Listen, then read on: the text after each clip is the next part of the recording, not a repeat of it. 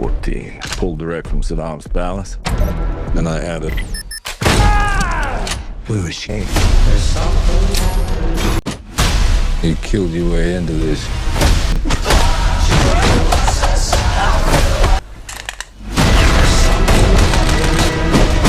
All of this is for. Who are you?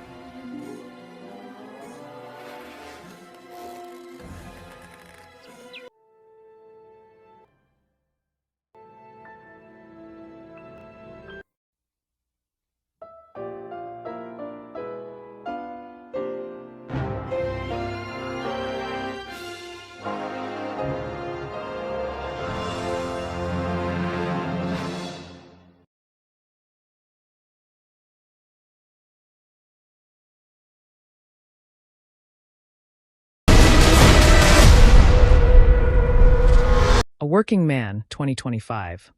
These are complete analyses and explanations of the entire film.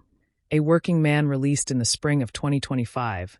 A Working Man emerges as a fascinating cultural artifact precisely because it refuses to be anything more than what it is, a bone-crunching, stoic-faced action thriller that unapologetically sells a very specific fantasy.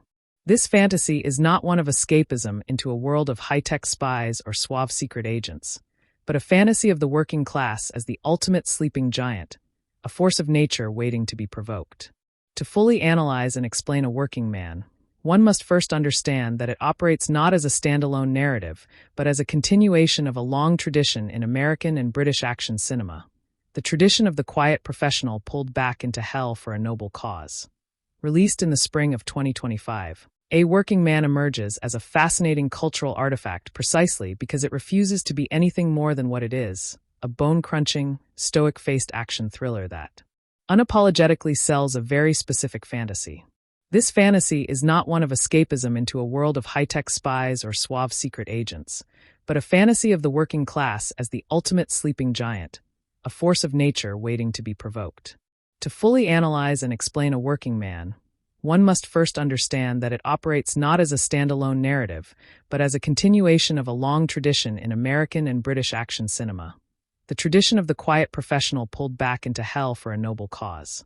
The film opens with a deliberate pace that might feel alien to viewers expecting the immediate adrenaline injection of a John Wick or a Transporter. Director David Ayer, co-writing with Sylvester Stallone, instead chooses to establish the texture of Levon Cade's new life with almost documentary-like precision. We see Jason Statham's Levon not as a killer in a designer suit, but as a foreman on a Chicago construction site, his hands calloused, his clothes covered in dust. This opening is crucial to the film's entire thematic architecture, the explanation of which lies in its title. He is not a spy who is playing a worker. He is a working man who happens to have a past as a Royal Marines color sergeant. This distinction is the bedrock of the entire film's identity and its subsequent analysis. The source material for this cinematic endeavor is Chuck Dixon's 2014 novel Levon's Trade. The adaptation process, guided by Stallone and Ayer, makes a specific and telling change to the protagonist's vocation. In the novel series, Levon Cade is a former Special Forces operative. In the film, he is explicitly a former Royal Marine. This change is not merely cosmetic.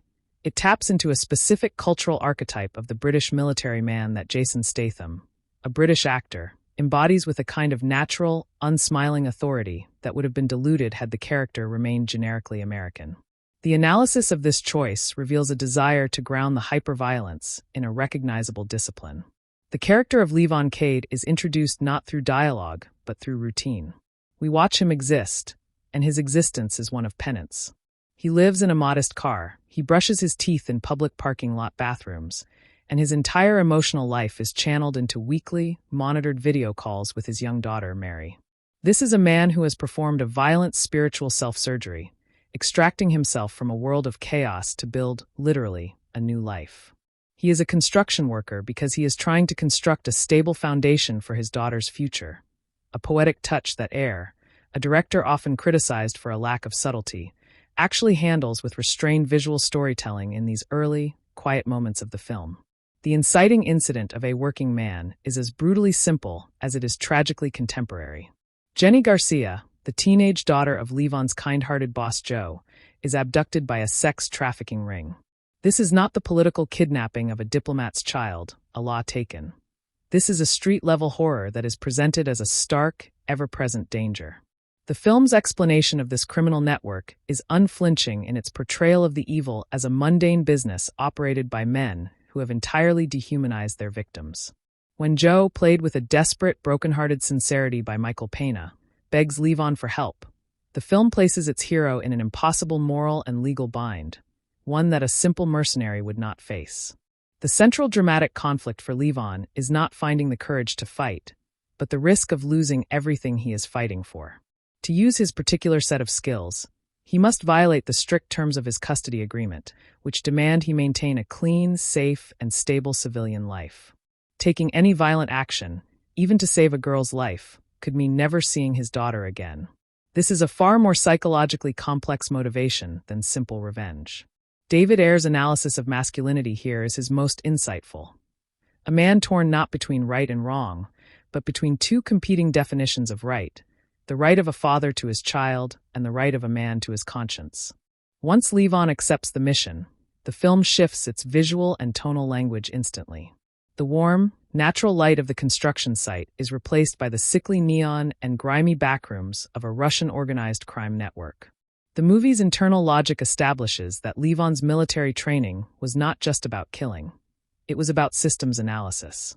He approaches the rescue not as a berserker, but as an investigator. He begins a methodical climb up the criminal ladder, a process that one critic described as a repetitive loop of find a clue, torture a person, get another clue. This loop, however, is the core of the film's analytical explanation of how a single, determined operator can dismantle a seemingly monolithic organization.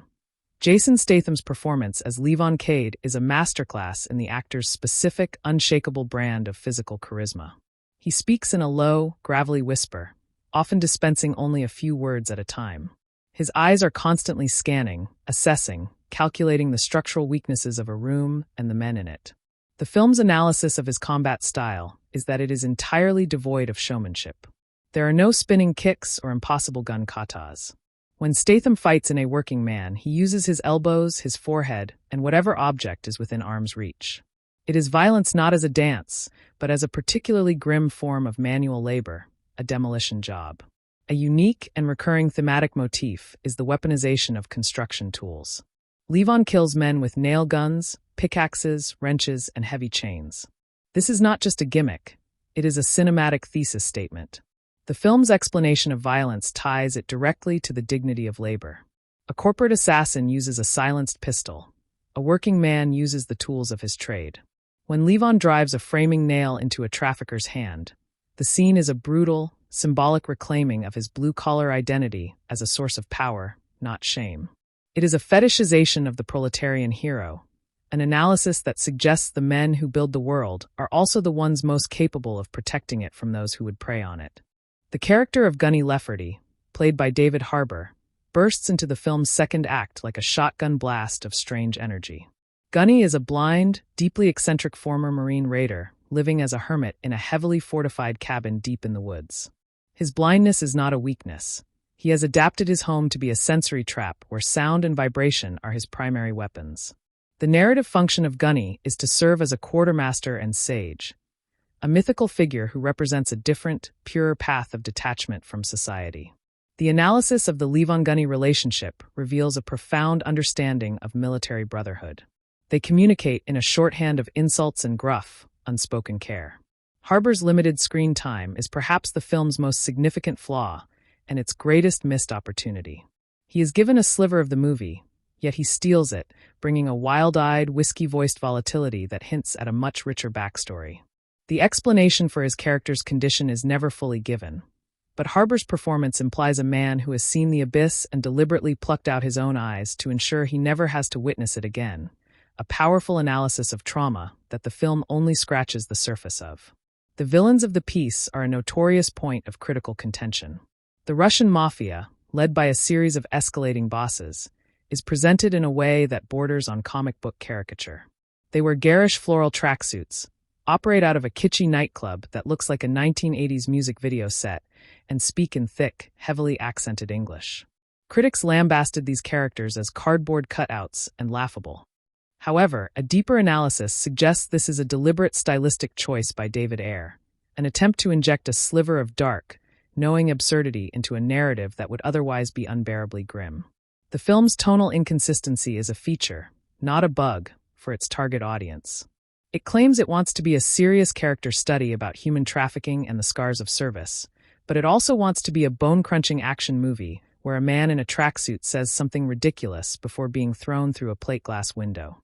This duality is the essence of the Statham paradox, a term coined to describe the actor's ability to elevate pulpy material through sheer, unironic commitment. The film's analysis of evil is not intellectual, it is purely physical. The bad guys are bad, and therefore they must be broken. The film has no interest in their motivations. The action choreography is the film's central nervous system.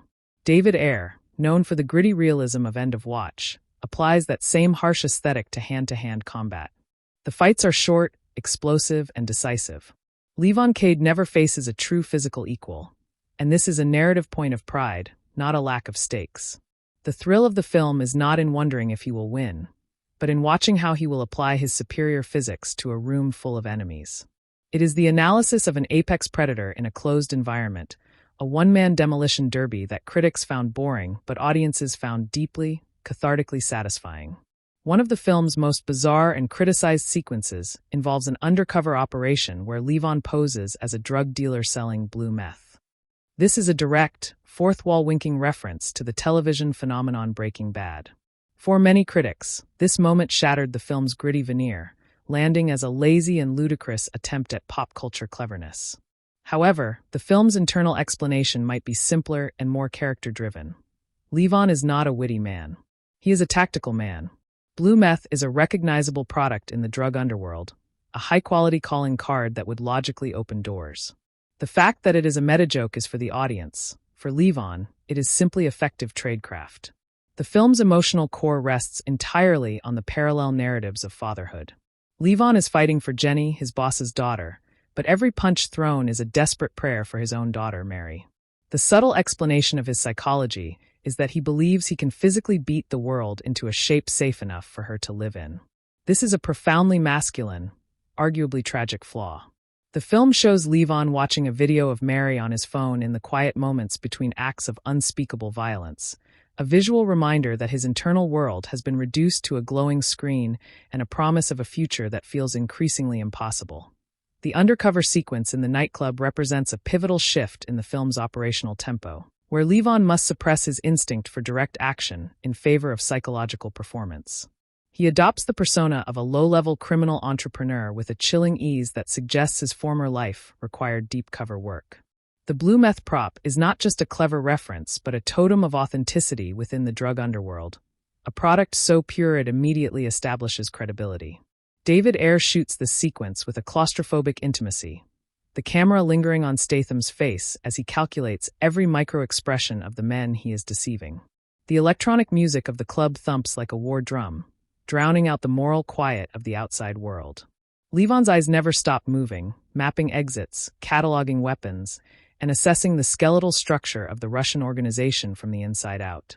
This is intelligence gathering as a contact sport, where a single misplaced syllable could collapse the entire rescue operation into a bloodbath. The film's geography of violence expands outward from the nightclub into the industrial wastelands that surround Chicago, a landscape of abandoned factories and rusting machinery that mirrors Levon's internal desolation. These locations are not accidental. They are the graveyards of American manufacturing, places where the working man was once king and is now a ghost.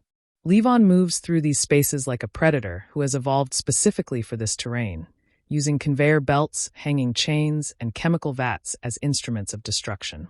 The production design emphasizes decay and neglect, a visual argument that the criminal underworld thrives in the vacuum left by economic collapse. When Levon tortures a mid-level trafficker by suspending him over a vat of industrial solvent, the scene is both a callback to classic action cinema and a commentary on how industry can be perverted. The tools that once built civilization now dismantle the monsters who prey on it. This environmental storytelling is Ayer at his most visually articulate, saying more with rust and concrete than his characters ever could with words.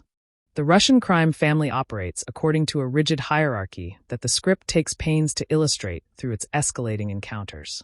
At the bottom are the street-level thugs, men of pure muscle and zero imagination, who Levon dispatches with mechanical efficiency. Above them are the lieutenants, who have tasted enough power to be arrogant but not enough to be careful, their floral tracksuits a visual mockery of wealth they do not truly possess.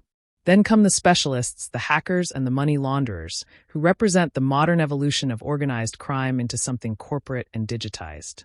At the apex sits the patriarch, a figure of such removed authority that he feels almost mythological, his face a roadmap of old violence now smoothed into a businessman's mask. Levon's progression through these layers is a masterclass in narrative escalation, each defeated enemy providing a key to the next door. The analysis of power structures here is surprisingly sophisticated for a film often dismissed as mindless action, suggesting that to destroy a hydra, one must understand the precise relationship between its heads. The relationship between physical labor and moral purity is a thematic thread woven so deeply into the film's fabric that it becomes almost invisible, yet it is the engine that drives every character decision. Levon's construction site is presented as a sacred space, a cathedral of honest sweat where men communicate through the language of shared toil rather than words. The film repeatedly contrasts the clean, geometric lines of the buildings under construction with the chaotic, filthy environments of the criminal underworld. Building is a form of prayer in Levon's secular theology, a way of pushing back against entropy and evil through sheer physical effort. When he is forced to leave this world and descend into the muck of human trafficking, the audience feels the loss as viscerally as he does. His violence is not a celebration but a mourning, a recognition that the sanctuary he built for himself was always temporary. The working man's tragedy, the film argues, is that his peace will always be interrupted by those who mistake his quietness for weakness. Michael Pena's portrayal of Joe Garcia deserves deeper analysis than it typically receives in discussions of the film, as it provides the emotional grounding from which Levon's heroism derives its meaning.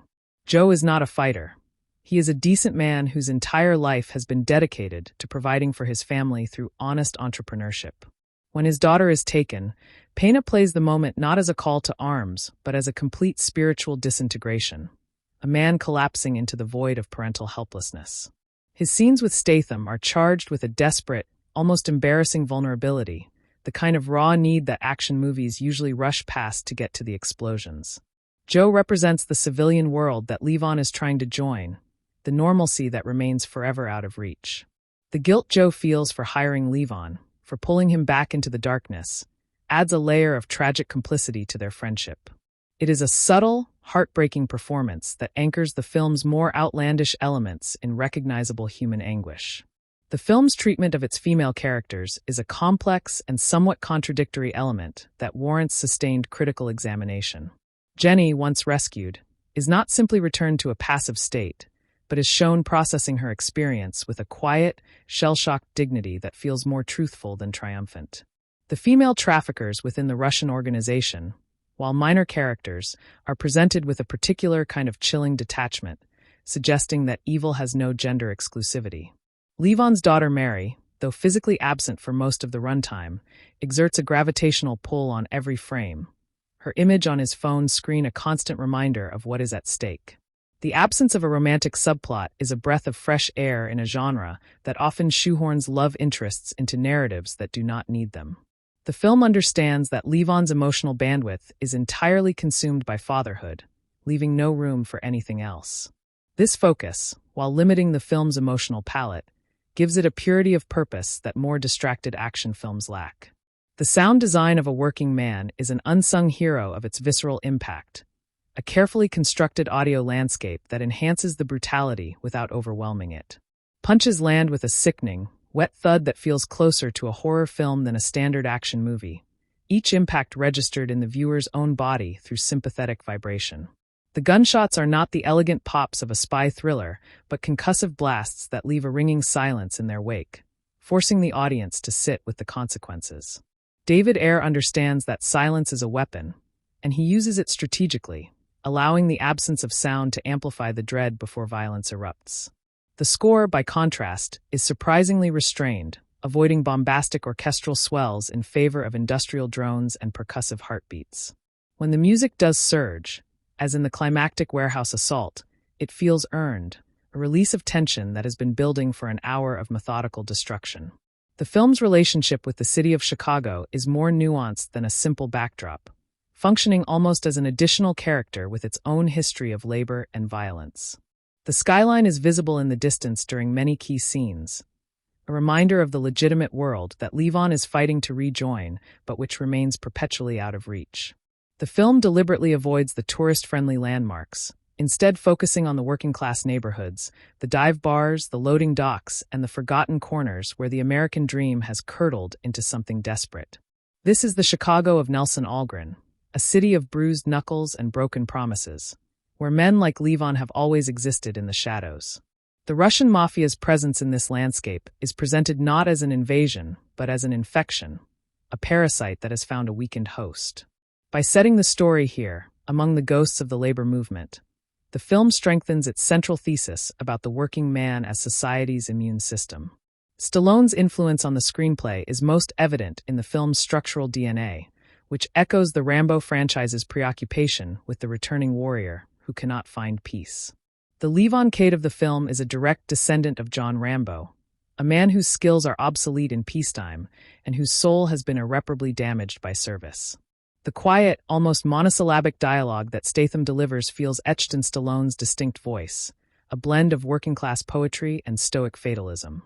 The physicality of the role, the emphasis on the body as a weapon, is also a Stallone trademark, a belief that action speaks louder than words.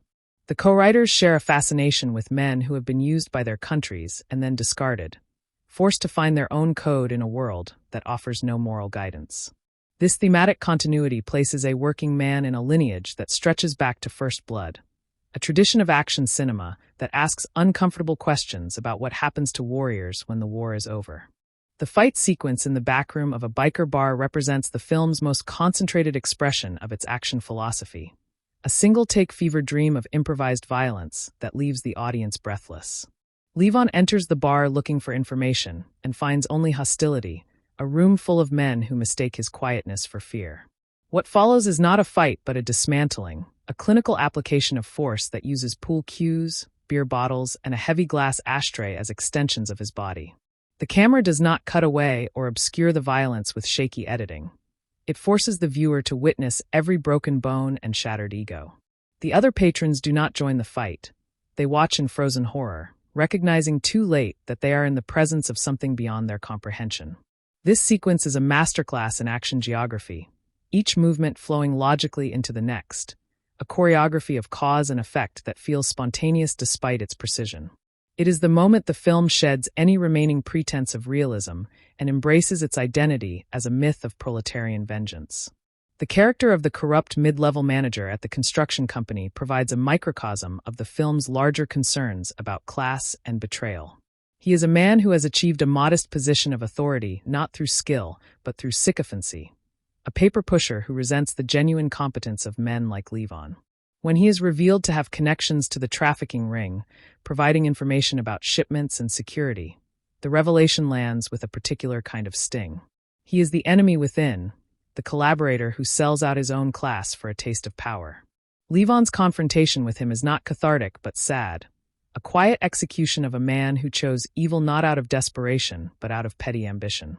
The scene functions as a cautionary tale about the fragility of working-class solidarity, the ease with which it can be fractured by individual greed.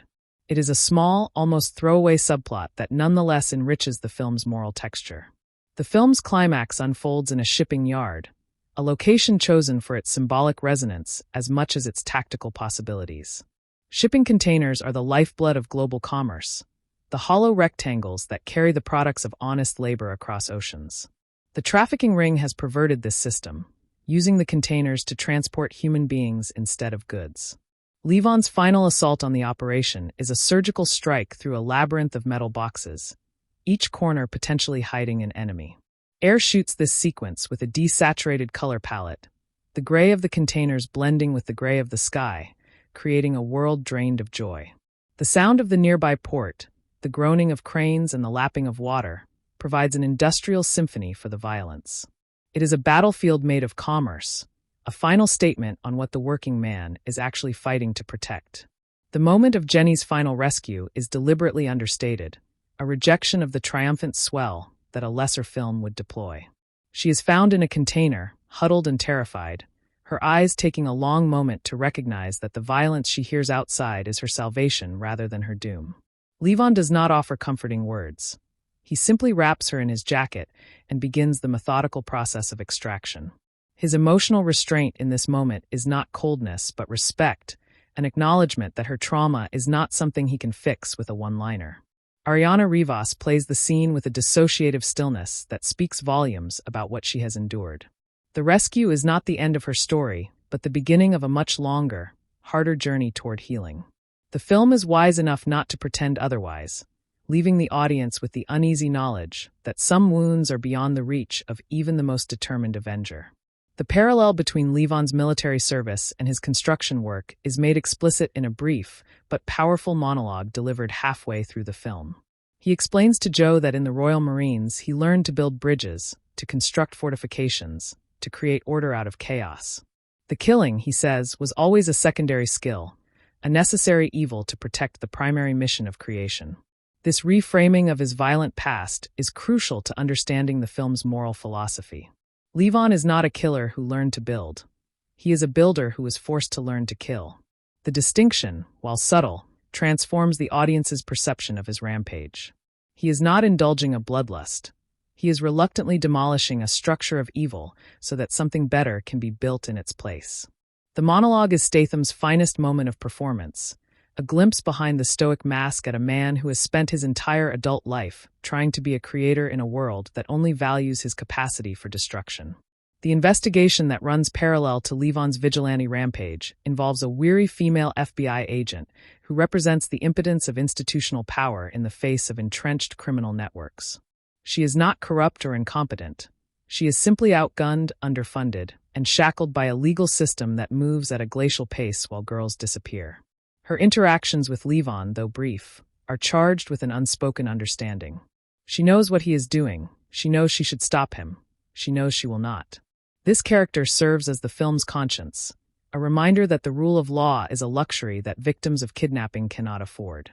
Her tacit approval of Levon's methods is a dark admission that the system is broken, an analysis that will resonate with audiences who feel failed by institutions. Her presence transforms the film from a simple revenge fantasy into a critique of a society that outsources justice to damaged men because it cannot deliver it itself. The costume design is a subtle but powerful tool of characterization, particularly in the juxtaposition between Levon's wardrobe and that of his enemies. Levon wears functional, durable clothing: work boots, canvas jackets, plain t-shirts that hide bloodstains.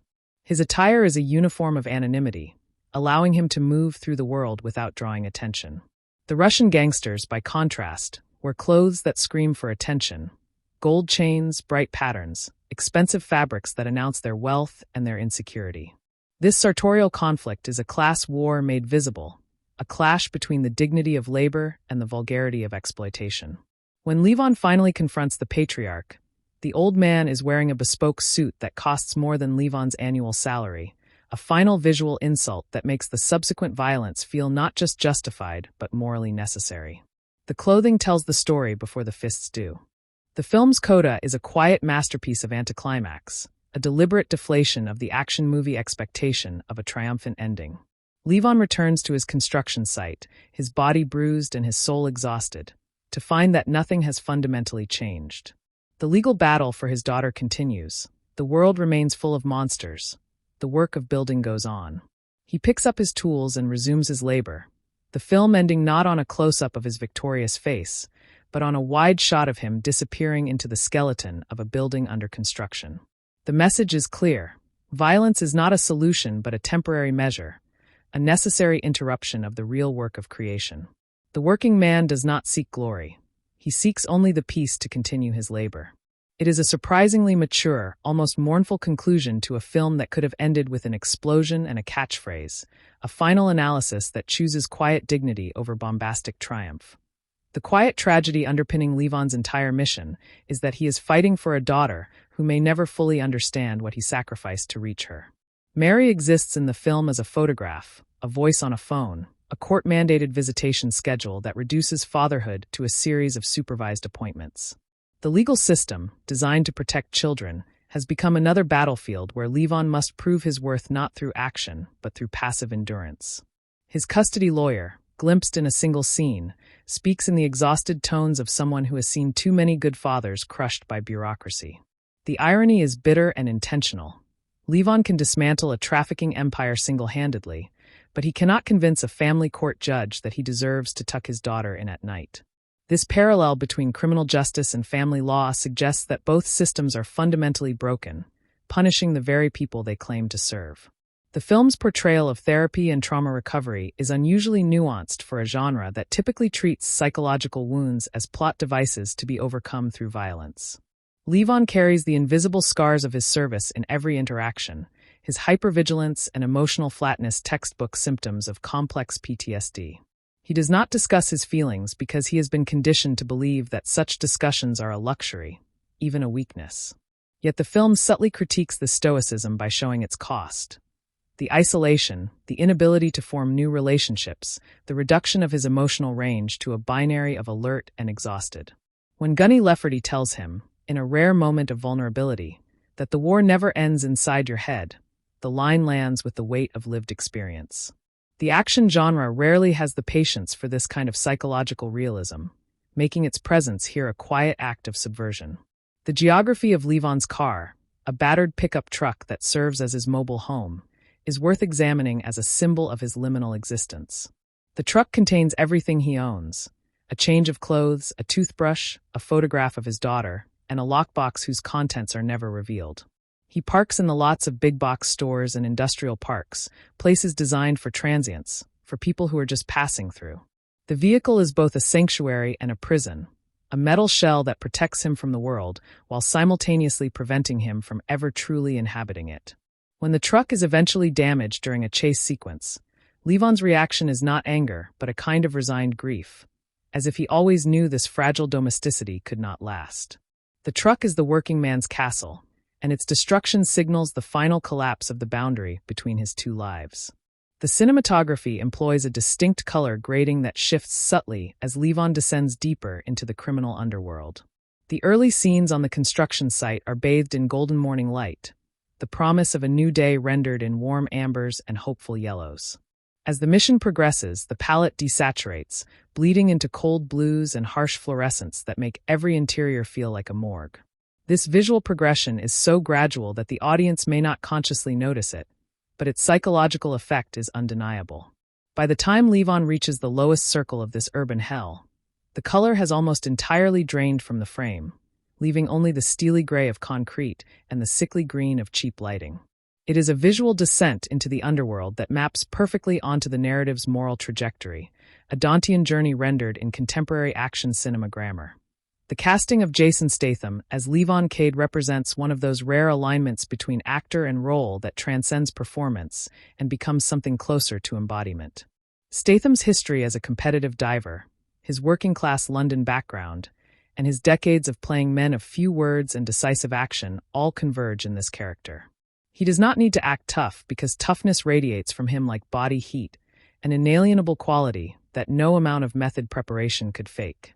His physicality in the fight scenes is not the acrobatic grace of a martial artist, but the brute economy of a man who learned to fight in order to survive, not to impress.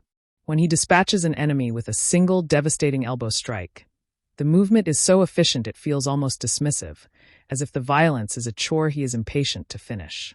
This is action cinema stripped of vanity, a star who understands that the most intimidating presence is one that does not need to prove anything. The film's treatment of the Russian language and cultural signifiers is a double-edged sword that warrants careful critical scrutiny. On one hand, the use of subtitled Russian dialogue adds a layer of authenticity and otherness, reinforcing the idea of a criminal network that operates according to its own rules and codes. On the other hand, the film flirts with xenophobic caricature, presenting Russianness itself as a signifier of villainy in a way that feels dated and reductive. The floral tracksuits, the gold teeth, the casual misogyny expressed in guttural consonants. These are shortcuts to characterization that rely on the audience's pre-existing associations rather than building something genuinely threatening. A more nuanced film might have explored the specific historical conditions that led to the post-Soviet diaspora's involvement in organized crime. A working man is content to let its villains be villains because they speak with an accent. The role of the media in the film's universe is notable mostly by its absence, a silence that constitutes a political statement in its own right. No journalists pursue the story of the missing girl. No news broadcasts speculate about the trail of bodies Levon leaves in his wake. No social media outrage amplifies the crisis. This vacuum of public attention suggests a world where the working class suffers invisibly, their tragedies deemed unworthy of the news cycle. The only record of Levon's rampage exists in police reports that go nowhere and in the memories of the survivors. This erasure of institutional memory is chilling, implying that the powerful can make problems disappear not by solving them, but by simply refusing to acknowledge them. The working man, the film argues, must be his own witness, his own judge, and his own executioner because the apparatus of public accountability has been dismantled. The musical choices during the nightclub sequences deserve specific mention for their diegetic function as both atmosphere and commentary. The thumping electronic bass is not just background noise. It is the heartbeat of a world that has replaced human connection with chemical stimulation and transactional sex. The lyrics, mostly in Russian, are untranslated, their meaning accessible only through tone, creating a sensory experience of alienation for the English-speaking audience. When Levon moves through the crowd, the music seems to pulse in sync with his heightened alertness, a war drum for a one-man army. The DJ, visible in several shots, is presented as a high priest of this cathedral of excess, his hands raised as if in benediction over the writhing congregation. It is a vision of hell as a never-ending party, a bacchanal funded by the suffering of the innocent. The economics of the trafficking operation are sketched with a chilling specificity that grounds the film's more outlandish violence in horrifying reality. The victims are not just kidnapped, they are auctioned, catalogued, and transported with the logistical precision of a legitimate shipping company. Prices are discussed, delivery timelines are negotiated, clients are vetted for their ability to pay. This bureaucratization of evil is more disturbing than any monster movie because it reveals atrocity as a business model, sustainable and scalable. The film's analysis here is sharp and unflinching. Human trafficking persists not because there are monsters in the world, but because there are markets. The working man's rage is directed not just at individual criminals, but at a system that transforms human beings into inventory. A system that would not exist without the demand created by wealthy, respectable men. The dynamic between Levon and the various law enforcement figures he encounters is a study in mutual, grudging respect built on a foundation of shared futility. The cops know who he is, or at least what he is, a government-trained weapon who has gone off the reservation. They also know that their own hands are tied by warrants, jurisdictions, and political pressure from above. In several tense encounters, the police make the calculated decision to look the other way, not out of corruption but out of a pragmatic recognition that Levon can achieve what they cannot. This tacit alliance between the vigilante and the state is morally ambiguous, suggesting that justice sometimes requires an outlaw. It is a libertarian fantasy that has deep roots in American action cinema, from Dirty Harry to John Wick, and a working man embraces it without apology. The scene in which Levon sits alone in a diner, eating a meal he barely tastes while staring at his daughter's photo, is a masterclass in wordless storytelling. The fluorescent lights hum with a frequency that seems to vibrate in his bones. The coffee is stale and cheap. The waitress calls him honey, with the automatic kindness of someone who has seen too many lonely men at too many quiet hours. He is a ghost haunting his own life, present in body but absent in spirit, his mind already on the next target. This moment of stillness in the midst of carnage serves a crucial narrative function, allowing the audience to catch their breath while reminding them of the humanity at the core of the violence machine. Statham, so often criticized for his limited range, does his finest work here, conveying a universe of sorrow with a slight tightening of his jaw and a hollow look in his eyes. The film's relationship with the legacy of the Taken franchise is one of conscious, almost Oedipal rivalry. Where Brian Mills was a wealthy former spy with a beautiful home and an ex-wife in a mansion, Levon Cade is a homeless construction worker whose ex-wife is dead and whose daughter is in foster care. The glamour of the spy thriller is stripped away, replaced by the grinding reality of economic precarity. When Levon threatens his enemies, he does not do so with the suave confidence of a man who knows governments will cover his tracks. He does so with the desperate ferocity of a man who has nothing left to lose. The film is, in a sense, a proletarian correction to the Taken model, an insistence that the capacity for heroic violence is not limited to the upper echelons of the intelligence community. The working class, it argues, has its own particular set of skills, honed not in spy academies but on construction sites and military bases. The theological undertones of the film are subtle but persistent, suggesting a moral universe where damnation and redemption are physical states rather than abstract concepts. Levon's journey into the underworld is explicitly described by one character as a descent into hell, and the imagery supports the analogy. Fire, darkness, the wailing of the damned, a devil figure enthroned in a nightclub.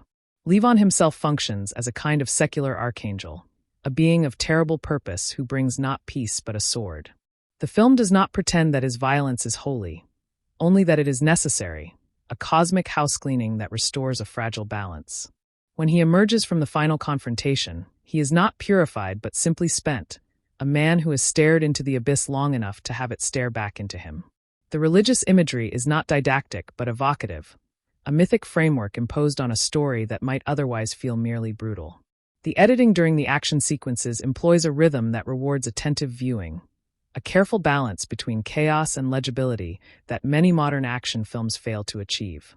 David Ayer and his editor understand that the pleasure of an action scene lies not in disorientation but in comprehension, the audience's ability to track cause and effect through the mayhem. Cuts are motivated by movement. The geography of each fight is established in wide shots before the close-ups begin. The sound design provides audio cues that guide the eye. This is classical action filmmaking, a tradition that stretches back through Walter Hill to Akira Kurosawa. When Levon throws a punch, the edit lands on the impact, allowing the audience to feel the force. It is a simple technique, but its consistent application is what separates competent action direction from the incoherent shaky cam that has plagued the genre for decades. The decision to set the film's emotional climax not in the moment of rescue, but in a quiet conversation between Levon and Joe after the dust has settled is a gamble that pays significant dividends. The two men sit on the edge of the construction site, their feet dangling over the abyss of the unfinished building, and talk about fatherhood, failure, and the impossible weight of protecting children in a predatory world. Michael Pena finally releases the tension he has been carrying, his voice cracking as he thanks Levon not just for saving his daughter, but for proving that decency can still win. Statham receives this gratitude with visible discomfort, unsure how to accept thanks for violence. It is a scene of surprising tenderness, a reminder that the film knows its explosions are meaningless without the human connections that bookend them. The working man, the scene suggests, does not fight for glory or ideology. He fights for the people he loves, and he will burn the world down to keep them safe. The weapon selection in the film's final act deserves attention for its deliberate regression from modern to primitive. Levon begins the film with his hands and improvised tools, acquires firearms in the middle acts, and then, in the climax, abandons guns entirely in favor of a fire axe and a length of chain. This regression is not accidental but symbolic, a casting off of modern technology in favor of something more elemental, more honest. The fire axe is a working man's weapon, a tool designed to break down doors and clear debris, repurposed into an instrument of justice. When Levon swings it, the arc of the blade catches the light, a silver crescent of judgment against the darkness of the shipping container. The chain, a symbol of the bondage he is fighting against, becomes in his hands a whip, a flail, a garrote, reversing the meaning of restraint into liberation. It is action choreography as poetry, a kinetic language that speaks directly to the body. The fate of the Russian patriarch, the man at the top of the pyramid, is handled with a surprising restraint that avoids the cathartic bloodbath the audience has been conditioned to expect. Levon does not deliver a speech. He does not prolong the death. He does not even seem to take satisfaction in the act. The killing is swift, professional, almost anticlimactic, a final erasure of an evil that, the film acknowledges, will simply be replaced by another. This refusal to grant the villain a dramatic death scene is a statement of philosophical maturity, an understanding that the point of the mission was never revenge, but rescue. The old man's death is not a triumph, but a necessity, a piece of unfinished business that leaves no one feeling clean. The working man does not revel in the destruction of his enemies. He simply removes them, like a surgeon excising a tumor, and moves on. The film's final shot, a long take of Levon walking back onto the construction site as the sun rises, is an image of such quiet power that it almost redeems the occasional narrative clumsiness that preceded it. The camera does not follow him. It stays fixed on the gate as he passes through it, merging with the other workers who are arriving for the morning shift. He is no longer a ghost but a man, indistinguishable from the dozens of others in hard hats and steel-toed boots who are simply trying to earn a living. The tools he picks up are not weapons now but instruments of creation, a trowel and a level rather than an axe and a chain. The sound design fades out the score and lets the ambient noise of the site take over. The distant beeping of reversing trucks, the rhythmic hammering, the shouts of foremen.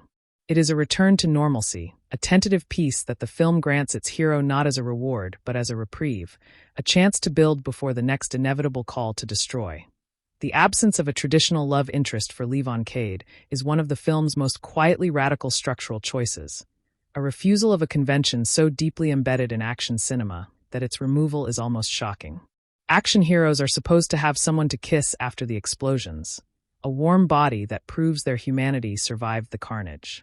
Levon has no such figure, not because he is incapable of love, but because his emotional architecture has been rebuilt around a single, all-consuming purpose, his daughter. Romantic love, the film implicitly argues, is a luxury of people who have not been broken and remade by violence. His solitude is not loneliness, but a kind of monastic devotion, a channeling of all his remaining tenderness toward a child he barely sees. This absence makes the film feel more austere, more focused, and ultimately more honest about the psychological cost of being a professional warrior. The brief but memorable appearance of a veteran at a support group meeting that Levon attends under duress provides a fascinating window into the community of damaged men that exists in the film's margins. The veteran speaks in a halting, embarrassed monotone about his struggle to find work, his inability to explain the gap in his resume where a war used to be, his sense of being a tool that society has discarded. Levon says nothing, but his eyes betray recognition, the silent acknowledgement of a shared wound. This scene, which could have been a cloying plea for sympathy, is instead played with a flat, almost documentary realism that respects the difficulty these men have in articulating their pain. The support group is not presented as a solution but as a temporary shelter, a place where the masks can slip for an hour before being reassembled for the outside world. It is a small, compassionate detail that enriches the film's portrayal of veteran life. The decision to make Levon's military background, specifically Royal Marines, rather than the more cinematically common SAS or U.S. Navy SEALs, is a choice with specific cultural resonances that deserve unpacking. The Royal Marines are Britain's amphibious infantry, a force that prides itself on endurance, adaptability, and a cheerful embrace of misery. Their motto, per mare per turam, by sea, by land, speaks to a versatility that Levon embodies in his ability to move between the worlds of construction and combat. The Royal Marine ethos of the thinking soldier, a warrior who can build a bridge as readily as he can destroy one, maps perfectly onto the film's thematic preoccupation with creation and destruction. Statham, with his unshakable Britishness, carries this specific military heritage in his posture and his accent, grounding the film in a tradition that is distinct from its American peers. The role of technology in the trafficking ring is depicted with a chilling accuracy that reflects contemporary anxieties about encryption, cryptocurrency, and the dark web. The villains do not exchange cash in briefcases. They transfer Bitcoin through anonymized wallets, communicating on encrypted channels that even the FBI struggles to penetrate. Levon, a man of the analog world, must rely on a young hacker ally to navigate this digital battlefield, acknowledging that even the most capable warrior is obsolete without technological support. This intergenerational collaboration is a subtle nod to the changing nature of crime and warfare, a recognition that the monsters have adapted to the information age. The hacker, a twitchy, caffeine-fueled prodigy, represents a different kind of working class, the gig economy laborer whose tools are a laptop and a VPN rather than a hammer and a nail. The film's title, A Working Man, functions on multiple levels simultaneously, a layered piece of branding that rewards deeper consideration. On the surface, it refers to Levon's cover identity as a construction foreman, a blue-collar job that provides the film with its unique aesthetic and tool-based violence. Beneath that, it describes his psychological state. He is a man who is working on himself, laboring to transform his damaged psyche into something stable enough to support a child. On a third level, the title is a political statement, a declaration of solidarity with a class of people who are rarely centered in action cinema, which tends to favor spies, assassins, and off-duty cops. The working man, the title insists, is not a victim to be pitted, but a hero to be celebrated, a figure of immense capability hidden in plain sight. The depiction of physical exhaustion throughout the film is unusually attentive for a genre that typically treats its heroes as tireless machines. Levon does not bounce back from fights. He limps, he winces, he pauses at the top of staircases to catch his breath. His knuckles are raw and crusted with dried blood. His ribs are visibly bruised in a brief, unglamorous shot of him changing his shirt. This accumulation of damage creates a baseline of realism that makes the more outlandish action beats feel grounded in consequence. When he finally collapses into a motel bed, the camera lingers on his face as sleep claims him, the tension draining away to reveal a man who is simply profoundly tired. The working man, the film reminds us, gets hurt, gets tired, and keeps going anyway, not because he is superhuman but because stopping is not an option. The subplot involving a corrupt city official who has been facilitating the trafficking ring by providing inside information about police movements is introduced with a subtlety that makes its eventual revelation more impactful. The official appears in only a handful of scenes, always in the background, always smiling with the practiced warmth of a career politician. When Levon finally confronts him in his tastefully appointed office, the man's defense is not denial, but a chillingly pragmatic justification. The trafficking ring brings money into the city, money that funds schools and roads and the salaries of people like him. It is a portrait of systemic evil, the banality of complicity rendered in a performance of bland, bureaucratic self-justification. Levon's response is not an argument, but a single, devastating act of violence that the film frames as both deeply satisfying and profoundly sad. The geography of the film's Chicago is a carefully curated selection of locations that tell their own story about economic stratification. The construction site where Levon works is in a gentrifying neighborhood, the skeletons of luxury condos rising from the ashes of demolished factories. The Russian nightclub occupies a repurposed warehouse, its industrial bones visible beneath the neon and velvet. The trailer where a key informant lives is parked on the literal edge of the city, where the urban grid dissolves into scrubland and railway tracks. This spatial organization creates a map of power that the audience internalizes, a visual representation of the distance between the world of honest labor and the world of criminal exploitation. Levon's journey through these spaces is a tour of the city's hidden economies, a guided tour of the places where the American dream has been bought and sold. The relationship between Levon and his daughter Mary, though conducted mostly through screens, is the emotional engine that drives every decision he makes. The court-mandated video calls are exercises in controlled agony, Levon forcing cheerfulness into his voice while his eyes betray the despair of a father who can see his child but cannot touch her. Mary, played by Isla Gie with a heartbreaking combination of childhood resilience and quiet confusion, asks questions he cannot answer. When is he coming home? Why does he live in a truck? Does he still love her mother who is no longer alive? These calls are the film's most emotionally devastating sequences, small masterpieces of restrained performance that provide the moral justification for every act of brutality that follows. The working man fights not for country or ideology, but for the right to be called daddy. The film's color palette during the final confrontation deserves specific analysis for its use of fire as both light source and symbolic element. The shipping yard climax is lit primarily by the orange glow of a spreading blaze, a fire started accidentally during the chaos of Levon's assault. The flames create a hellish chiaroscuro, shadows dancing across cargo containers, smoke billowing through the frame like the breath of some awakening dragon. Fire, in the symbolic grammar of the film, represents both purification and destruction, the burning away of evil at the cost of everything around it. Levon himself is silhouetted against the flames in several shots, a demon of vengeance who has temporarily taken on infernal qualities to fight infernal enemies. The fire also serves a practical narrative function, creating a timer and a containment field that raises the stakes of the final confrontation. The film's approach to the physical aftermath of violence, the cleanup and the concealment, is handled with a pragmatism that reflects Levon's military training. Bodies are not left where they fall. They are moved, hidden, disposed of in ways that delay discovery. Evidence is burned or submerged. Witnesses are intimidated or, in one morally ambiguous case, eliminated. This attention to the logistical reality of vigilante violence is unusual in a genre that typically cuts away after the last punch, allowing the hero to walk into the sunset without consequence.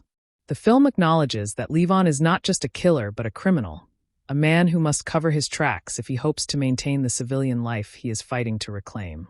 This moral complexity, the acknowledgement that even righteous violence leaves a stain, adds a layer of adult sophistication to the narrative.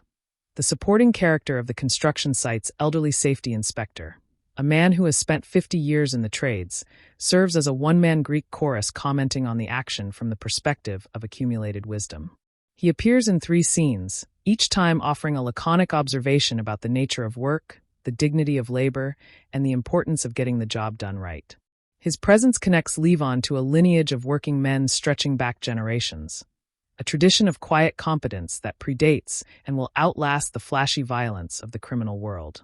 When he tells Levon, in the film's final scene, that the concrete they are pouring will still be standing long after they are both dead, the line lands as both comfort and epitaph. The working man builds things that last. The criminals destroy and are destroyed. The absence of a training montage is a notable structural deviation from action movie conventions, a refusal to show Levon preparing for his mission through the traditional sequence of push-ups and weapons assembly.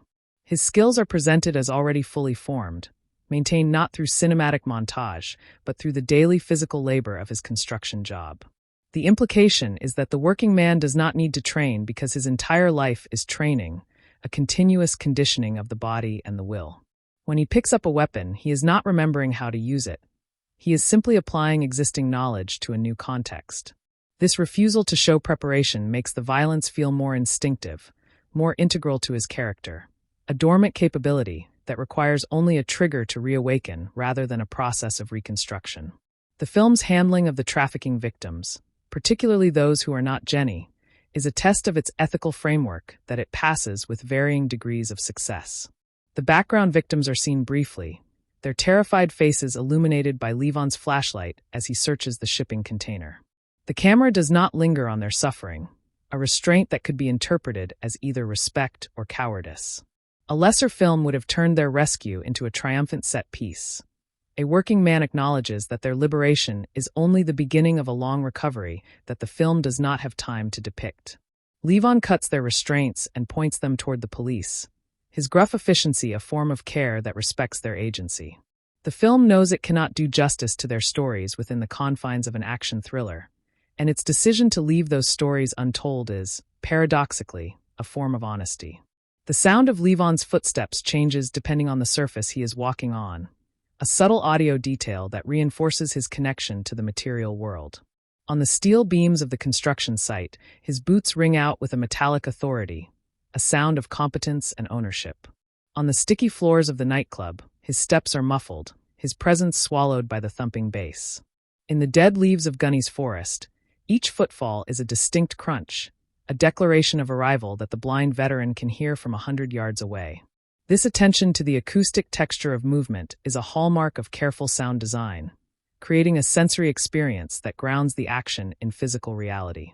The working man is defined by his relationship to surfaces, to the materials he shapes and walks upon. The motif of clocks and time, while not heavily emphasized, appears with enough regularity to constitute a meaningful pattern. The film opens with Levon's alarm clock, a cheap digital model that wakes him before dawn for the construction shift. Throughout the narrative, characters check watches, glance at phone screens, and reference deadlines, creating a subtle temporal pressure that mirrors the urgency of the rescue mission. The final confrontation is explicitly a race against sunrise, with Levon needing to complete his work before the port awakens and his activities are discovered. This chronological scaffolding gives the film a forward momentum that compensates for its occasionally meandering second act. Time, for the working man, is both an enemy and a resource, a finite quantity that must be managed as carefully as any weapon. The decision to give Levon a specific, named set of skills, rather than a generic aura of competence, is a screenwriting choice that pays dividends in credibility. He is not just good at fighting. He is specifically trained in close-quarters battle, explosive breaching, and tactical surveillance, skills that are clearly articulated and then demonstrated.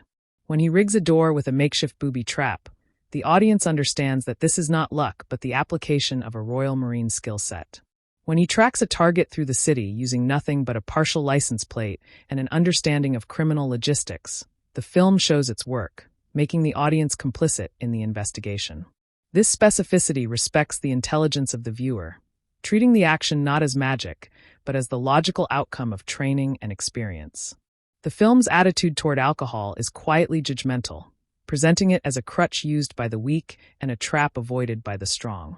Several of the villains are shown drinking heavily, their judgment impaired and their reflexes slowed by expensive vodka.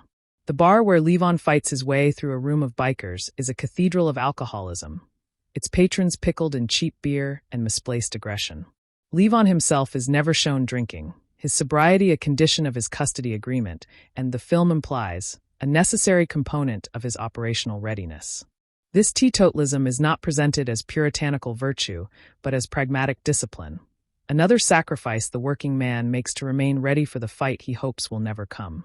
The role of the sky in the film's visual language is a recurring element that rewards attentive viewing. The film opens under a clear, cold dawn, the sky a pale blue promise of a new day. As Levon descends into the mission, the weather turns gray, the clouds lowering like a ceiling over his head.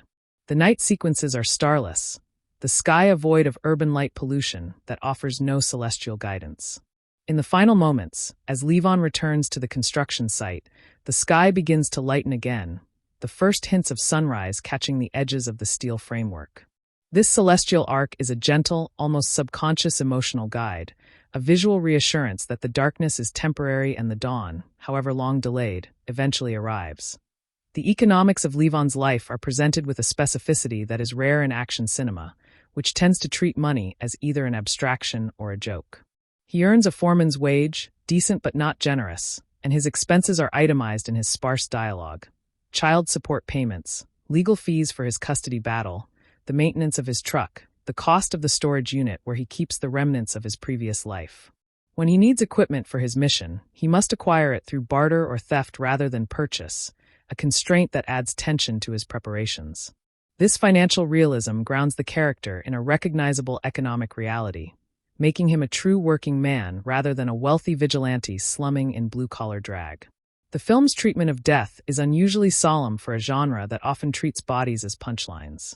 When Levon kills, the camera sometimes lingers on the aftermath, the stillness of the corpse, the spreading pool of blood, the expression of surprise frozen on the face. This is not done to glory in violence, but to mark its weight, to insist that every death, even the death of a monster, is a diminishment of the world. The film is not anti-violence, but it is anti-glibness, refusing to let the audience enjoy the carnage without also being reminded of its cost. The working man understands that every life taken is a line on a balance sheet that will eventually come due, a debt that cannot be avoided, only postponed. The philosophical tension between fate and choice runs beneath the film's surface like an underground river, occasionally breaking through in moments of unexpected reflection. Levon seems to believe, in his more fatalistic moments, that he was always going to end up back in the violence, that his attempt at civilian life was a beautiful delusion destined to shatter. The script challenges this pessimism without entirely refuting it, suggesting that while circumstances may conspire to pull a man back toward his nature, the choice to answer the call remains his own. When Gunny tells him that a leopard cannot change its spots, Levon's response is a quiet, almost inaudible correction. A leopard can choose what it hunts. This distinction between destiny and agency is the film's most sophisticated philosophical move, granting its hero moral responsibility for his violence even as it acknowledges the forces that shape him. The role of mirrors and reflective surfaces in the cinematography constitutes a visual motif that operates almost subliminally throughout the film. Levon is repeatedly shown catching sight of his own reflection in car windows, polished metal, and the dark screens of his phone, each glimpse a momentary confrontation with the man he has become. These reflections are rarely flattering. They show a face that seems older than its years, eyes that have seen too much, a jaw set in permanent tension.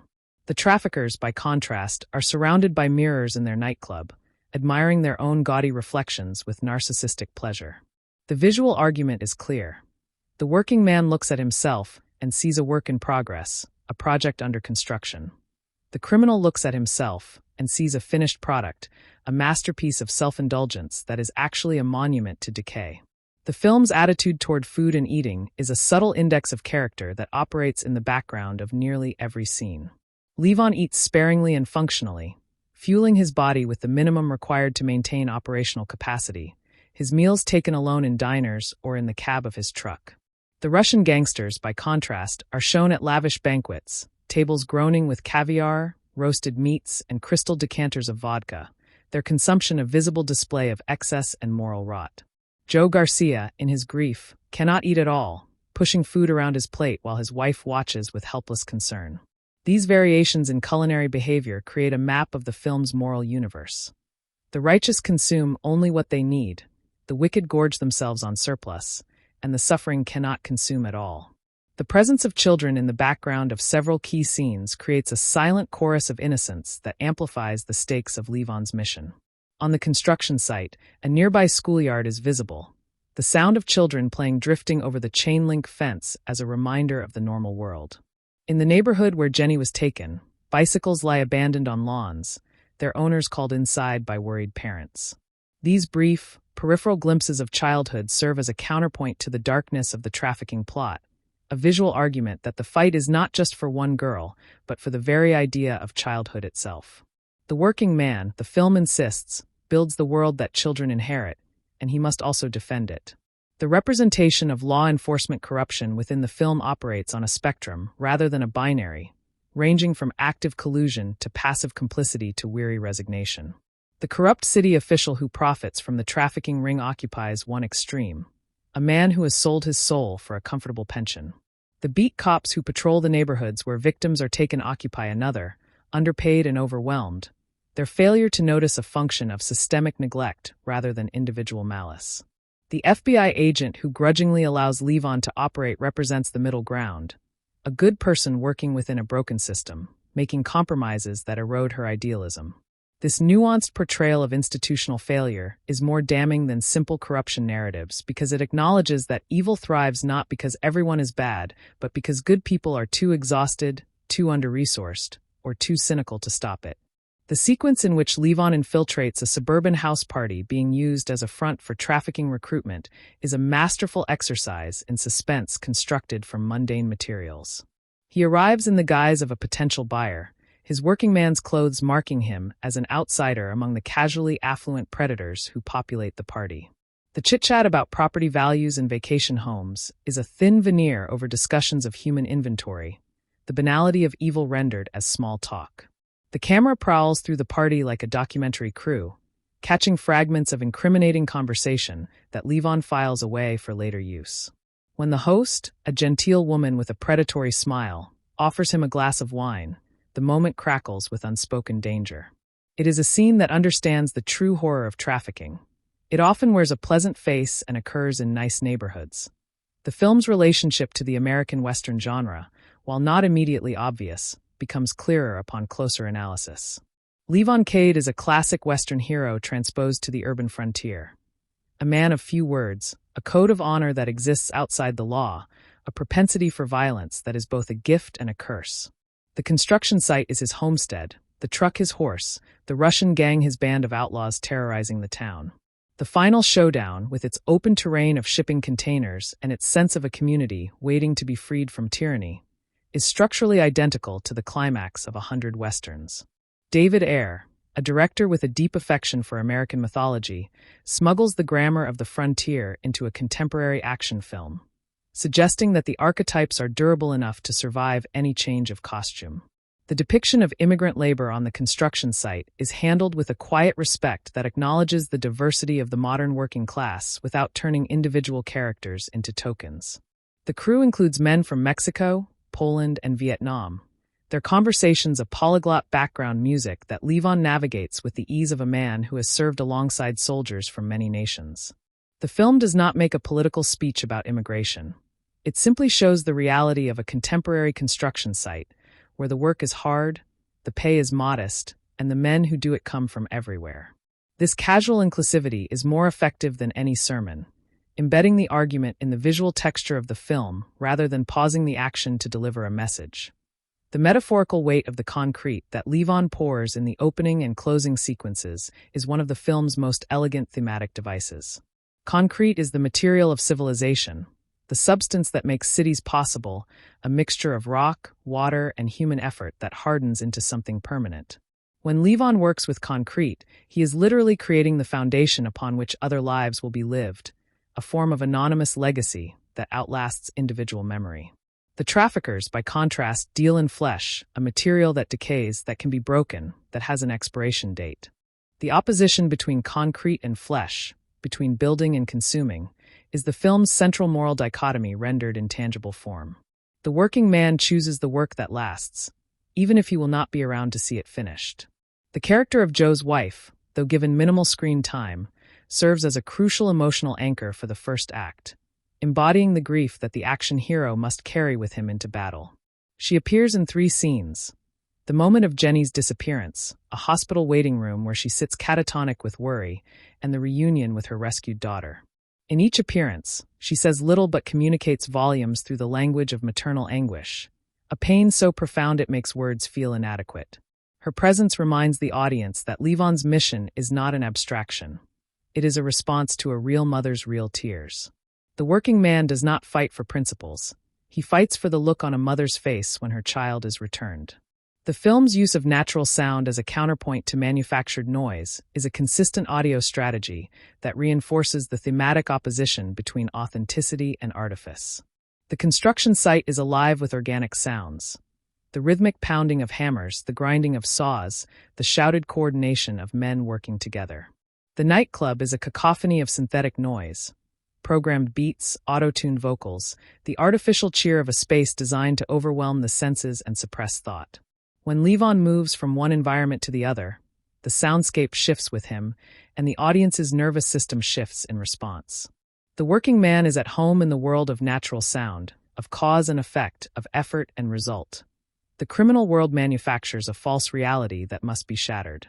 The interrogation sequences, of which there are several, are distinguished from one another by the specific psychological approach Levon employs based on his assessment of the subject. The low-level thug responds only to pain, so Levon applies it with clinical precision, a calibrated dose of suffering designed to extract information without causing fatal damage. The mid-level accountant, a man of numbers and risk calculations, responds to the threat of financial ruin, so Levon destroys his office, his records, his carefully constructed world of spreadsheets and plausible deniability. The high-level lieutenant, a man of ego and pride, responds to humiliation, so Levon breaks him in front of his subordinates, stripping away the aura of power that was his only real asset. This tactical variation in interrogation style demonstrates an understanding of human psychology that elevates Levon above the status of mere brute. The decision to keep the film's runtime under 2 hours is a discipline that serves the material well, forcing the narrative to maintain momentum without overstaying its welcome. At a trim 116 minutes, A Working Man understands that action cinema is a genre of efficiency, that the audience has come for a specific experience and does not need to be detained by subplots that do not serve the central mission.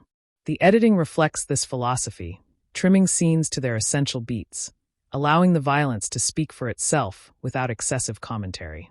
The result is a film that moves with the purposeful stride of its protagonist, never rushing, never lingering, always advancing toward the next objective with the determination of a man who knows exactly what he is doing.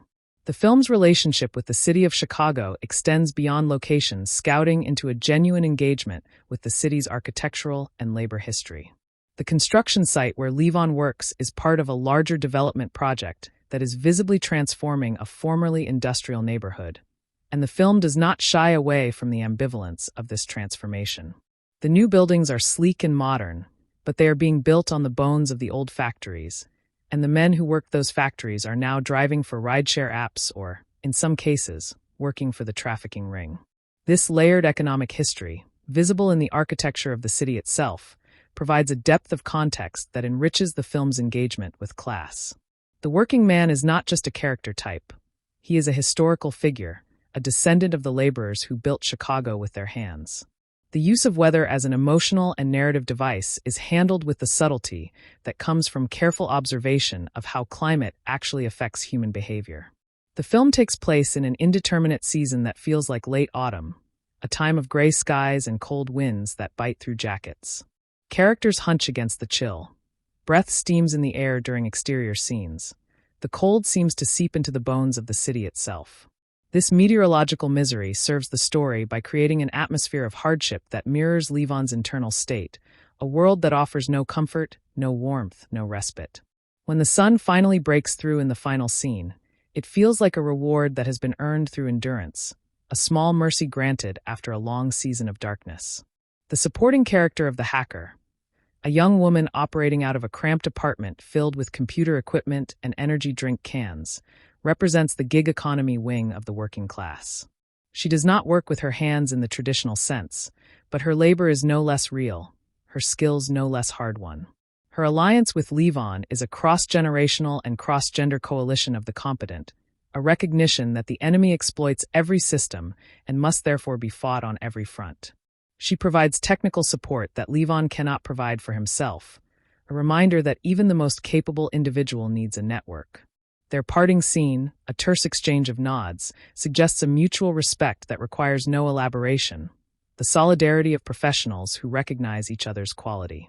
The absence of a traditional villain monologue at the climax is a choice that speaks to the film's understanding of evil as something that does not explain itself because it feels no need to justify its existence. The patriarch, when cornered, does not launch into a speech about his hard childhood or his twisted philosophy. He simply tries to negotiate, offering money and power with the instinct of a man who believes everything can be bought. When Levon refuses, the old man's confusion is genuine, a lifetime of transactional thinking having left him incapable of understanding a motive that cannot be priced. His death is not the satisfying explosion of a Bond villain, but the quiet elimination of a problem, an anticlimax that feels truer to the grim reality of evil than any operatic confrontation could be. The film's epilogue, showing Levon back on the construction site, but this time with his daughter visiting him during a supervised custody session, is the emotional payoff that the entire narrative has been constructing. Mary sits on a stack of lumber, wearing a tiny hard hat that one of the other workers has given her, watching her father work with an expression of tentative pride. She does not fully understand what he does, but she understands that he is building something, that his hands are capable of creation as well as the destruction she will never know about. The camera pulls back to show the site in its entirety, a cathedral of steel and concrete rising against the Chicago sky, a testament to the anonymous labor of working men and women. Levon looks up from his work and sees his daughter, and for the first time in the film, he smiles, a small, private expression that is more affecting than any explosion could ever be. The unspoken code that governs Levon's interactions with other veterans in the film operates as a kind of secret language, a grammar of recognition that requires no explicit acknowledgement. When he encounters another former service member, whether it is Gunny in his forest retreat or a security guard at a warehouse who gives him a long, knowing look before stepping aside. The exchange is conducted in micro-expressions and tactical silences. These men recognize in each other a shared history of sanctioned violence, a burden that civilians cannot fully comprehend and do not need to. The film trusts its audience to understand these wordless communications, refusing to explain what the characters themselves would never articulate. This reticence is a form of respect, both for the characters and for the veterans in the audience who know that the deepest bonds are often the ones never spoken aloud. The architecture of the Russian nightclub, a converted industrial space that retains the bones of its former purpose beneath layers of velvet and neon, functions as a physical metaphor for the criminal enterprise itself. The steel beams and concrete floors speak of honest labor, of a time when the building produced something tangible. But these bones have been dressed in the gaudy flesh of criminal excess, the original purpose perverted into a cathedral of exploitation. Levon moves through this space with the ease of a man who can read the original blueprints beneath the renovations, his construction-trained eyes seeing the structural truths that the decor attempts to conceal. When he eventually brings part of the ceiling down on a group of guards, the destruction feels like a restoration, the building rejecting its corrupt occupants and returning to its industrial essence.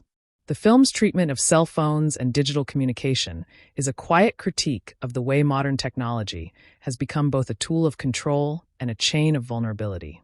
Levon uses a cheap, prepaid phone that he discards and replaces regularly, understanding that connectivity is also trackability.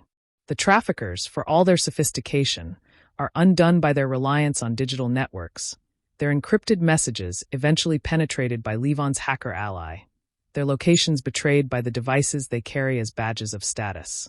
Mary's face on Levon's phone screen is the film's most powerful image of technology's double edge. It allows him to see his daughter, but it also reminds him of the distance that separates them, a window that shows what he cannot touch. The working man understands that tools are only as good as the hands that wield them, and that the most sophisticated device is useless against a man who knows how to break things. The role of loyalty in the film's moral universe is not presented as a simple virtue, but as a complex negotiation between competing obligations. Levon owes loyalty to Joe, his employer and friend, but he also owes loyalty to his daughter, to the legal system that governs his custody, and to his own code of conduct. These loyalties are not aligned. They pull him in different directions, and the film's central drama is the process of prioritizing them. The Russian gangsters, by contrast, practice a loyalty based entirely on fear and self-interest, a transactional fidelity that evaporates the moment a superior becomes a liability. When one of the lieutenants betrays the patriarch in an attempt to save himself, the betrayal is presented not as shocking, but as inevitable, the logical endpoint of a system built on predation rather than genuine allegiance. The smell of the world, though obviously not directly conveyable through cinema, is suggested through vivid visual cues that trigger olfactory memory in the attentive viewer.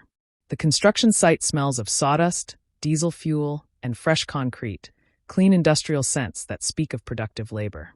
The nightclub smells of spilled alcohol, cheap perfume, and the metallic tang of sweat, a cocktail of artificial pleasure masking the stench of fear. The shipping containers where the victims are held smell of rust, human waste, and terror, a sensory assault that the film communicates through the reactions of characters who enter these spaces. This attention to the olfactory dimension of experience, however indirectly rendered, adds a layer of physical immediacy to the storytelling. The film's relationship to the concept of retirement is deeply ambivalent, presenting the desire to leave violence behind as both noble and ultimately impossible. Levon's attempt to retire from his past life is treated with sympathy, a genuine effort to become someone new. But the narrative also suggests that certain skills cannot be unlearned, certain instincts cannot be buried. The film does not celebrate this impossibility. It mourns it, presenting Levon's return to violence as a tragedy even as it thrills to his competence. Gunny's retreat into the forest is another model of retirement, a complete withdrawal from society rather than an attempt to integrate, and the film holds both models in tension without endorsing either. The working man can try to put down his tools, but the tools have become part of his hands. The fight choreography in the film's middle section employs a specific rhythm that alternates between explosive bursts of violence and long stretches of tense stillness. This rhythm mimics the experience of actual combat, where moments of extreme action are separated by hours of waiting, watching, and preparation. The stillness is not empty. It is charged with potential energy, the audience's nervous system primed by the previous violence to expect more at any moment. Ayer understands that horror and action are close cousins, and he borrows from the horror genre the technique of sustained dread, the fear of what might be around the next corner. When the violence finally erupts, it is a release of pressure that has been building through the quiet moments, a structural technique that gives each fight a cathartic power beyond its choreographic content. The depiction of the trafficker's clients, glimpsed in brief but chilling scenes, extends the film's moral indictment beyond the immediate criminals to the broader ecosystem of demand. These men are not monsters in appearance. They are businessmen, professionals, men in suits who speak in the bland language of commerce as they inspect human merchandise. Their normalcy is more disturbing than any caricature could be, a reminder that the market for trafficking exists because ordinary, respectable men are willing to pay. The film does not give these characters elaborate backstories or psychological motivations. It simply shows them, allowing the audience to sit with the horror of their ordinariness. The working man's violence against the traffickers is satisfying, but the film quietly acknowledges that cutting off the supply does not eliminate the demand. The use of water imagery throughout the film creates a subtle symbolic system that rewards attentive viewing.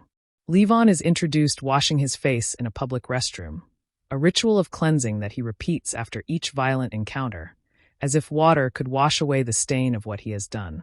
Rain falls during several key exterior scenes, a biblical suggestion of purification that the film never makes explicit. The shipping containers where the victims are held are described by one character as drowning in the dark, a metaphor that links the trafficking to a kind of slow submersion. In the final scene, Levon drinks from a water bottle on the construction site, the simple, life-sustaining act a contrast to the vodka and champagne of the criminal world. Water, in the film's symbolic grammar, is the element of the righteous. The character of the trafficker's doctor, a man who has sold his medical training to keep victims alive and compliant for their ordeal, represents a particular kind of corruption that the film treats with special contempt. He has taken an oath to heal and perverted it into a tool of torture, using his knowledge of human physiology to extend suffering rather than alleviate it. His confrontation with Levon is one of the film's most visceral sequences, the doctor's clinical detachment crumbling into terror as he realizes that his credentials will not protect him. Levon's violence against him is more personal, more sustained than against the other villains, a judgment that the film encourages the audience to share. The working man, who uses his skills to build and protect, reserves his deepest rage for those who use their skills to destroy. The influence of film noir on the visual style is most apparent in the night sequences, where the lighting design creates pools of illumination surrounded by impenetrable darkness. Characters emerge from shadow and disappear back into it, their faces briefly highlighted before being swallowed again by the urban night. This chiaroscuro technique, borrowed from the cinematography of classic noir, creates a visual atmosphere of moral ambiguity, a world where the line between good and evil is not clearly lit. Levon, the hero, spends most of the film in this darkness, his face half in shadow, suggesting that his righteousness is not a pure light but a flickering flame in a strong wind. The visual grammar of noir complicates the film's simple moral narrative, adding layers of ambiguity that the script alone does not always provide. The function of the supporting character known only as the cleaner, a mysterious figure who disposes of bodies and erases evidence for a fee, introduces the idea of a parallel economy that services both criminals and vigilantes. He appears in a single scene, a professional who asks no questions about the corpses he removes, his only concern the payment and the logistics. His existence suggests a world where violence is so common that an entire service industry has grown up around its aftermath, a sobering thought that the film presents without editorializing. Levon's interaction with him is businesslike, two professionals from adjacent fields acknowledging each other's competence. The cleaner is neither good nor evil. He is simply a function of a world where bodies accumulate faster than the official system can process them. The film's closing musical cue, an acoustic piece that plays over the credits, marks a deliberate departure from the industrial drones and electronic pulses that have dominated the soundtrack. The music is simple, almost folky, a return to an older, more organic sound that echoes Levon's return to the construction site. This musical shift signals a tonal resolution, the oral equivalent of the sun breaking through clouds, releasing the tension that has been maintained for nearly 2 hours. The choice is a risk, potentially jarring for audiences expecting a hard rock anthem, but it rewards those who have been paying attention to the film's visual and thematic arc. The working man's story ends not with a bang but with a quiet strum, a lullaby for a warrior who has finally earned his rest. The theme of home and its impossibility is woven through the film with the persistence of a minor key in a symphony. Levon has no home in the traditional sense. His truck is a simulacrum of domesticity, a mobile shelter that cannot replace the stability of a fixed address. The construction site is a home he is building for others, not for himself, a cruel irony that the film notes without underlining. The traffickers' victims have been torn from their homes and rendered stateless, their displacement a crime that the film treats as almost metaphysical in its violation. When Jenny is returned to her parents, the homecoming is joyful but shadowed by the knowledge that the home has been irrevocably changed, its innocence stolen. The working man fights to restore homes he cannot himself inhabit, a sacrificial role that the film presents as both heroic and heartbreaking. The presence of dogs in the film's world, brief but carefully placed, serves as an index of moral character that operates beneath conscious awareness. The construction site has a mangy but beloved stray that the workers feed and shelter, its loyalty to the crew a sign of their essential decency. Gunny's forest compound is guarded by 2 enormous, silent dogs that move through the trees like shadows, their acceptance of Levon an endorsement of his character. The trafficker's compound is notably devoid of animals, a sterile space where nothing lives except the predators and their prey. This subtle use of animal symbolism, never commented upon by the characters, is the kind of detail that enriches a film on repeated viewing, a whisper of moral judgment that bypasses the intellect and speaks directly to instinct. The film's treatment of aging and obsolescence, particularly in the character of Gunny, is a thread that connects the personal to the systemic. Gunny is a warrior who has aged out of service, his body no longer capable of the feats his mind still remembers, and his retreat into the forest is partly a retreat from a society that has no use for him. Levon, younger but on the same trajectory, sees in Gunny a preview of his own future, a life of diminishing options and increasing isolation. The Russian patriarch, by contrast, has aged into greater power, his criminal enterprise insulating him from the physical decline that affects honest workers. The film's elegy for the aging warrior is not sentimental but factual, a recognition that time is the one enemy no amount of training can defeat. The intersection of race and class in the film's Chicago is present, but deliberately understated, a choice that reflects the complexity of the subject rather than an avoidance of it. The construction crew is racially diverse, but their shared class position creates a solidarity that transcends ethnic division, a brotherhood of labor that the film presents as a model of integration. The traffickers, predominantly white and ethnically Russian, exploit victims of all backgrounds, their predation a form of equal opportunity evil. The police and FBI agents are racially diverse, bound by institutional loyalties that sometimes conflict with their personal senses of justice. These representations do not add up to a coherent political statement, but they create a world that feels recognizably contemporary, where race is a factor, but not the only factor in the distribution of power and vulnerability. The moment when Levon must choose between pursuing the fleeing patriarch and tending to a wounded ally is the film's most explicit dramatization of its central moral tension.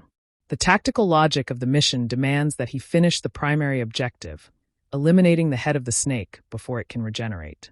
The human logic of loyalty demands that he stay with his wounded comrade, ensuring survival over vengeance. The film allows the tension to play out in real time. Statham's face a battlefield of competing imperatives before Levon makes his choice. The decision he makes is not presented as the right one, only as the one he can live with, a distinction that acknowledges the genuine moral complexity of violent action. The working man does not have the luxury of perfect choices. He has only the choices he can make and the consequences he must bear.